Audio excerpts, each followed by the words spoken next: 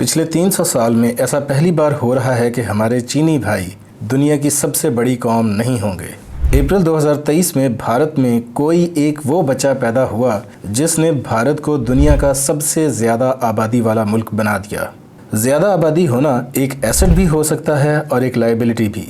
अगर मुल्क की मैनेजमेंट इतनी अच्छी हो रही हो कि आप आबादी को अच्छी तालीम और अच्छी सेहत दे सकें और उन्हें काम पर लगा सकें तो मुल्क तेज़ी से तरक्की करते हैं। जाहिर है, जैसे एक घर में कमाने वाले ज़्यादा हों तो घर में खुशहाली आती है। मुल्क भी तो आखिर एक बड़ा सा घर ही तो होता है। लेकिन अगर लोगों के पास करने के लिए काम ना हो तो बहरहाल लोगों ने ज़िंदा तो रहना है। उन्हें खुराक देनी होगी, उनके लिए स्कूल और अस्पताल बनाने होंगे, रहने के लिए जगह और ऐसे हर तरह के रिसोर्सेज देने होंगे। अगर लोग कमा नहीं रहे होंगे तो इकॉनमी पर बोझ बनते चले जाएंगे। चीन की कामयाबी इसी बात में थी कि उसने अपने लोगों को नौकरी दी, कमाने का मौका दिया। यही वजह है कि आज चीन दुनिया के सबसे बड़े एक्सपोर्ट सरप्लस वाला मुल्क है, दुनिया की सबसे बड़ी इकॉनमी बनने वाला है और हर लिहाज से एक सुपर पावर बन चुका है। अब यहाँ पर सवाल ये पैदा होता है कि क्या भारत चीन की कामयाबी को रेप्लिकेट कर सकता है? क्या भारत अगला चीन है? आए हिसाब लगाते हैं। मैं हूँ तैयब इब्राहिम।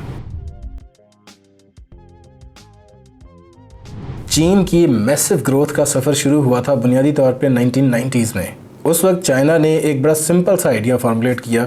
वो ये था कि हम अपने लोगों को काम देंगे, हमारे पास सस्ती लेबर है, यानी हमारी चूँकि पर कैपिटा बहुत कम है, लोग बहुत ज़्यादा हैं, इस वजह से काम बहुत ज़्यादा लोगों को दिया जा सकता है। हम वही प्रोडक्ट्स बनाएंगे जो सारी दुनिया को चाहिए होती है, सारी दुनिया बना ही रही है, लेकिन हम वो प्रोडक्ट ज़्यादा सस्ते में बना लेंगे और इस तरह से हम अपनी एक्सपोर्ट्स को बहुत ज़्यादा बढ़ा लेंगे। वेस्ट में इसको आसान ज़ुबान में कहा जाता है कि चाइना ने फैक्ट्री ऑफ द वर्ल्ड बनने का फ़ैसला किया और ये सेटअप बहुत कामयाब रहा। अगले आने वाले बरसों में यानी 1990 से लेके आज तक चाइना ने अपनी एक्सपोर्ट्स को लगातार बढ़ाया है। चाइना ने अपनी जीडीपी को बहुत तेज़ी से बढ़ाया है और उसी वजह से आज सारी दुनिया में मेड इन चाइना माल की भरमार है और चाइनीज़ इकॉनमी तेज़ी से तरक्की करती गई है। लेकिन हमें ये याद रखना होगा कि चाइना में इस तरह के मॉडल को सोचना और इस तरह के मॉडल को स्पेशली एग्जीक्यूट करना रिलेटिवली बहुत आसान था, क्योंकि वहाँ पर मगरबी अंदाज की जमहूरियत नहीं है। वन पार्टी सिस्टम है, एक कम्युनिस्ट सोशलिस्ट टाइप की एक गवर्नमेंट है जिसको बाहर वाले वेस्ट वाले तो जमहूरियत मानते भी नहीं हैं। इस तरह के निज़ाम में जहाँ पर सिर्फ एक ही वन पार्टी सिस्टम हो, जहाँ पर सियासी तौर पे एक स्टेबिलिटी हो और ह्यूमन राइट्स वगैरह के ज़्यादा मसले ना हों, वहाँ पर इस तरह के प्लान को एग्जीक्यूट करना, इस तरह के मामलात में जो इकॉनमी से रिलेटेड मामलात में करप्शन को बिल्कुल ख़त्म करना रिलेटिवली बहुत आसान होता है। और इसलिए चीन ने अपनी स्ट्रेंथ्स पर खेला। चीन ने कहा जी कि ठीक है, आप ज़्यादा से ज़्यादा क्या करेंगे, हम पर पाबंदी लगा देंगे, वही प्रोडक्ट स्मगल होकर पाकिस्तान जाएगा, वहाँ से मेड इन पाकिस्तान का लेबल लग के आप तक पहुँच जाएगा, या काज़ाख्स्तान चला जाएगा, वहाँ से आप तक पहुँच जाएगा। अगर हमारा प्रोडक्ट सस्ता है तो किसी न किसी तरीके से आप तक पहुँचेगा तो सही। नतीजा ये हुआ कि वेस्ट को चाहे चीन से कितने भी गिले शिकवे रहे हों, लेकिन चीन से ट्रेड बहरहाल चलती रही। और यही चीन की फ़िलासफ़ी है। चीन की फ़िलासफ़ी है इंटरनल स्ट्रेंथ। वो कहते हैं कि बाहरी दुनिया की फ़िक्र ना करो, अपने आप को अंदर से मजबूत करो। चीन का मिजाज यही है कि जब तक किसी चीज़ को हासिल करने की ताकत नहीं रखते तब तक उसकी बात भी करने का कोई फ़ायदा नहीं होगा, और जब तुम इतने ताकतवर हो जाओ कि ताकत से उस चीज़ को हासिल करो तो फिर ताकत इस्तेमाल करने की ही ज़रूरत नहीं रहेगी। अब ये चीज़ चाहे आक्साई चिन हो, चाहे UN सिक्योरिटी काउंसिल की मेंबरशिप हो, या चाहे सुपर पावर स्टेटस हो। कहीं दूर बैठकर देखें तो लगता है कि चीन और भारत बड़े मिलते जुलते मुल्क हैं। दोनों की कदीम तारीख़ है, बड़ा इलाका है, एक हिमालय के इस पार है, एक उस पार है। लेकिन चीन और भारत में कुछ भी मिलता जुलता नहीं है। तारीख़ को तो छोड़ें, आज का भारत और आज का चीन भी बहुत मुख्तलिफ है। भारत में मगरबी अंदाज की जमहूरियत है। भारत कुछ अर्सा पहले तक, जब वो दुनिया का दूसरा सबसे पॉपुलस कंट्री था, उस वक्त वो अपने आप को दुनिया की सबसे बड़ी जमहूरियत कहा करता था। वेस्टर्न वर्ल्ड को, जिसमें प्राइमरीली अमेरिका है, उसको चीन के मुकाबले में कोई ना कोई मुल्क रीजन में चाहिए। इस काम के लिए उनको भारत ही आइडियल तरीन मुल्क लगता है। इसलिए अमेरिकी कंपनियां, अमेरिकी इन्वेस्टर्स यहाँ पर इन्वेस्ट बहुत हैवीली करते हैं। यूरोपियन कंट्रीज़ का भी यही मिजाज है। ज़ाहिर है तकरीबन सारी वेस्टर्न वर्ल्ड को इंडिया एक बहुत आइडियल कंट्री लगता है, क्योंकि वो आइडियोलॉजिकली भी बहुत करीब है वेस्ट के, और वो चूँकि चाइना का हरीफ है तो इस वजह से भी ऑटोमेटिकली वेस्ट का दोस्त बन जाता है। और इस चीज़ ने, इस क्वालिटी ने भारत की बहुत ज़्यादा सपोर्ट किया है, भारत की इकॉनमी को। आप यहाँ से अंदाज़ा लगा सकते हैं कि सऊदी अरब उतना तेल एक्सपोर्ट नहीं करता जितना भारत सॉफ्टवेयर एक्सपोर्ट करता है। लेकिन इसका मतलब ये हरगिज़ नहीं है कि भारत अगला चीन बनने जा रहा है और भारत में बहुत ज़्यादा इन्वेस्टमेंट आने लगी है और भारत छा जाएगा। उसकी वजह यह है कि भारत की इकॉनमी का स्ट्रक्चर थोड़ा सा मुख्तलिफ है चीन के मुकाबले में। भारत की इकॉनमी के 3 बड़े कंट्रीब्यूटर्स हैं। एक तो एग्रीकल्चर है, दूसरा सर्विसेज है और तीसरा है जो कि मैन्युफैक्चरिंग है। अब इसमें जो इंडस्ट्रियल पार्ट है, मैन्युफैक्चरिंग का पार्ट है, ये वो चीज़ है जिसकी बुनियाद पर सारी तरक्की की थी चीन ने। लेकिन भारत की इकॉनमी में इसका कंट्रीब्यूशन ज़्यादा नहीं है। भारत हमेशा से बहुत ज़्यादा कोशिश करता रहा है कि मेड इन इंडिया प्रोडक्ट्स जो हैं उनकी एक्सपोर्ट्स के ऊपर बहुत ज़्यादा फोकस किया जाए। पहले डॉक्टर मनमोहन सिंह की जब गवर्नमेंट थी उस वक्त भी बहुत ज़्यादा मेड इन इंडिया प्रोडक्ट्स पे कोशिश की जाती थी, और अभी मोदी जी ने भी मेक इन इंडिया एक तहरीक चलाई थी जिससे वो कोशिश कर रहे थे कि इंडियन मेड प्रोडक्ट्स को सारी दुनिया में पहुँचाया जाए और बहुत ज़्यादा कंपनीज आएँ जो कि इंडिया के अंदर अपने प्लांट्स लगाएँ और मेड इन इंडिया प्रोडक्ट्स सारी दुनिया में जाएँ। ज़ाहिर है ये तहरीकें अपनी अपनी जगह पर थोड़ी बहुत कामयाब हुई, लेकिन जिस स्केल पे ये काम चाइना ने किया था भारत उसके मुकाबले में कहीं भी खड़ा नहीं हो रहा। बल्कि इससे मुताल्लिक़ मुझे एक वाक़या भी याद आ रहा है कि टोनी ब्लेयर के आखिरी दिन थे या शायद गॉर्डन ब्राउन साहब उस वक्त प्राइम मिनिस्टर बन गए थे बरतानिया के, और ये एक G7 G8 होता था उस दौर में, उसका इजलास हो रहा था। उसमें एंजेला मर्केल आई हुई थी और रिसेशन चूँकि ताज़ा आया था, सारी दुनिया की इकॉनमीज़ का बेड़ा गर्क हुआ पड़ा था। उस वक्त इन्होंने, ये टोनी ब्लेयर या गॉर्डन ब्राउन मुझे सही याद नहीं आ रहा, उन्होंने पूछा था एंजेला मर्केल से कि भाई आपकी इकॉनमी उस तरह से क्यों तबाह नहीं होती। तो मर्केल साहिबा ने जवाब दिया था कि वी स्टिल मेक थिंग्स। यानी यही वो बुनियादी फैक्टर होता है एक स्ट्रॉन्ग इकॉनमी के लिए कि भाई हम प्रोडक्ट्स बनाते हैं जो कि हम फिर सारी दुनिया में एक्सपोर्ट करते हैं। एक मजबूत इकॉनमी की जो बुनियादी इकाई है वो ये होती है। भारत की इकॉनमी ज़्यादातर एग्रीकल्चर और सर्विस बेस्ड इकॉनमी पे डिपेंड करती है। चीन ने जहां बहुत से लोगों को काम पर लगा रखा है, वहीं पर उनकी 1 चाइल्ड पॉलिसी की वजह से अब उनकी आबादी कम हो रही है। नए लोगों को नौकरी देने का चैलेंज चीन के पास नहीं है। भारत में नौजवानों की तादाद बहुत ज़्यादा है और बहुत से ऐसे हैं जो अभी वर्कफोर्स में एंटर नहीं हुए लेकिन आने वाले चंद बरसों में हो जाएंगे। फिर उनके लिए मज़ीद नौकरियां पैदा करनी पड़ेंगी। भारत मैन्युफैक्चरिंग सेक्टर में ज़्यादा नौकरियां पैदा नहीं कर पा रहा। जहां भारत के पास ये चैलेंज है कि इतने ज़्यादा लोगों को काम कहां दिया जाएगा, वहीं पर चीन के पास एक और चैलेंज है।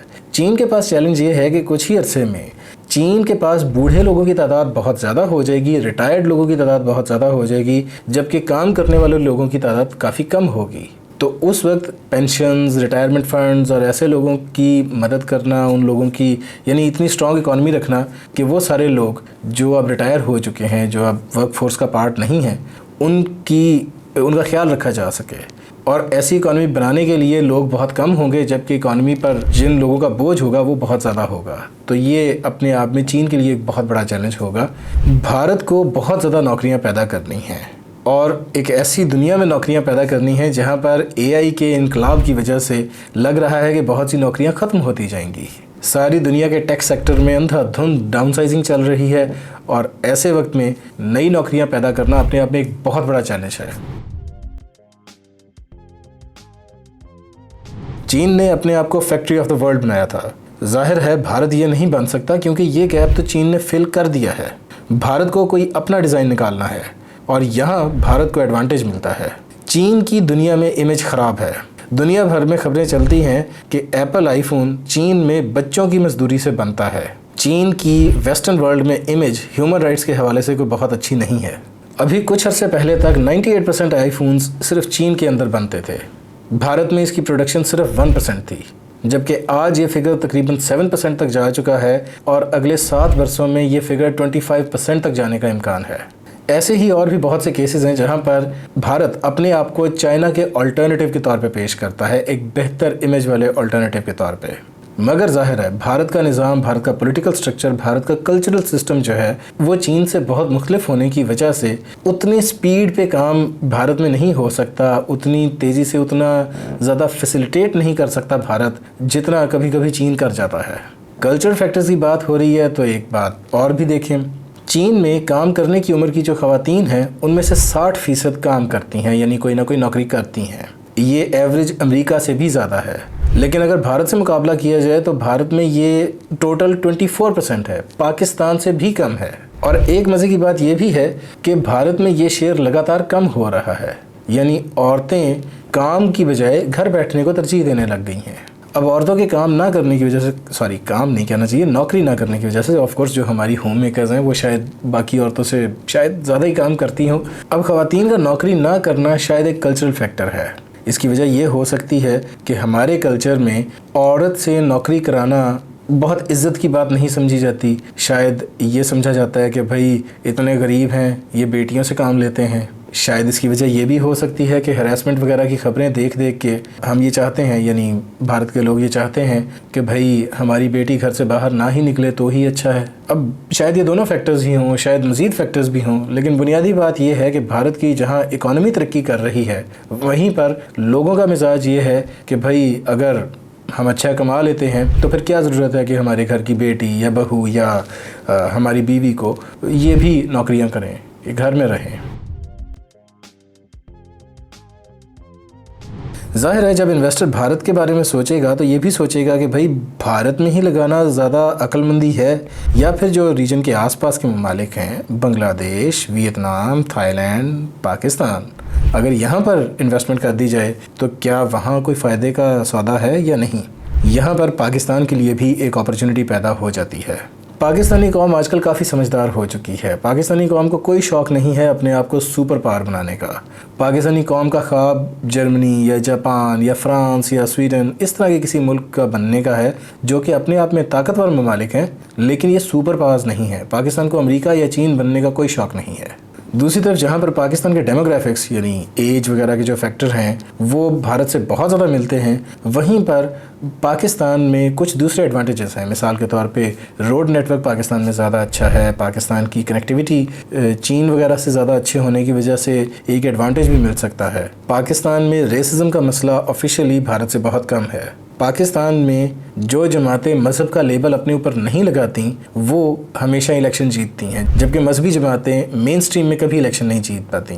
जबकि भारत का टिल्ट हम लगातार राइट विंग की तरफ होता देख रहे हैं। पाकिस्तान में बस हल्की सी पॉलिटिकल स्टेबिलिटी चाहिए, थोड़ी से हम आपसी मसाइल कम कर लें, ये जो बचकाना हरकतें हम पाकिस्तान में बहुत ज़्यादा करते हैं ये थोड़ी सी कम कर लें तो कम से कम बांग्लादेश वगैरह से तो बहुत बेहतर मुल्क बहुत तेज़ी से बन सकता है। इन्वेस्टर्स को पाकिस्तान में एक बहुत बेहतर ऑप्शन नज़र आ सकती है।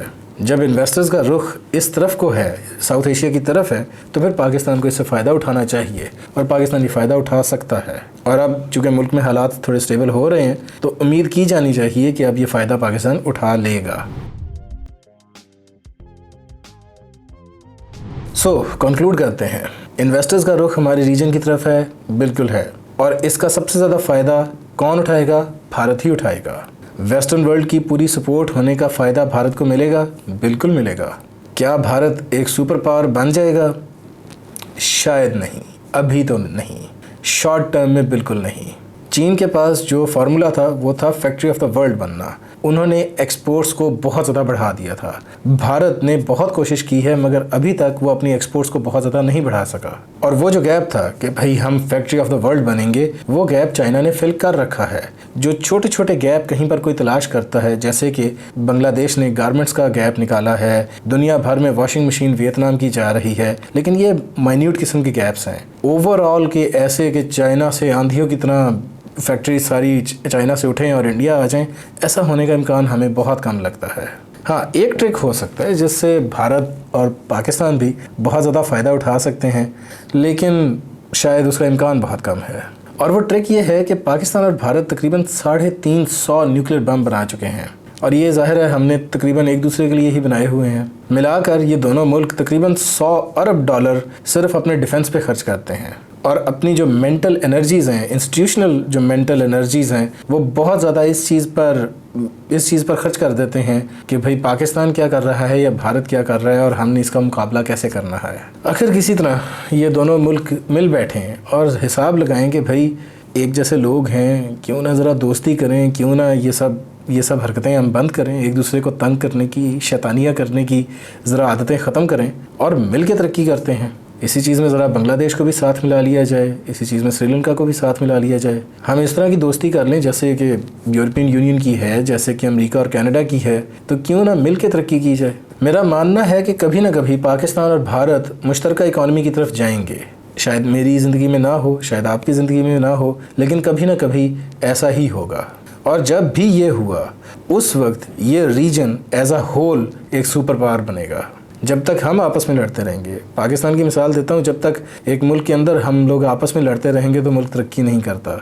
उसी तरह एक रीजन के ममालिक आपस में लड़ते रहेंगे तो वो रीजन तरक्की नहीं करेगा। तो इसी दुआ पर ये वीडियो ख़त्म करते हैं कि हम लोग आपस में ज़रा दोस्तियाँ कर लें, पाकिस्तान के अंदर भी आपस में दोस्तियाँ कर लें, भारत के अंदर भी हम सब आपस में भी दोस्तियाँ करें और फिर मुल्क भी आपस में ज़रा दोस्तियाँ करें। ये अंधाधुंधा एटम बम बनाए जाना, लड़े जाना, क्या ज़रूरत है यार। इजाज़त दें, अगली वीडियो में मिलते हैं।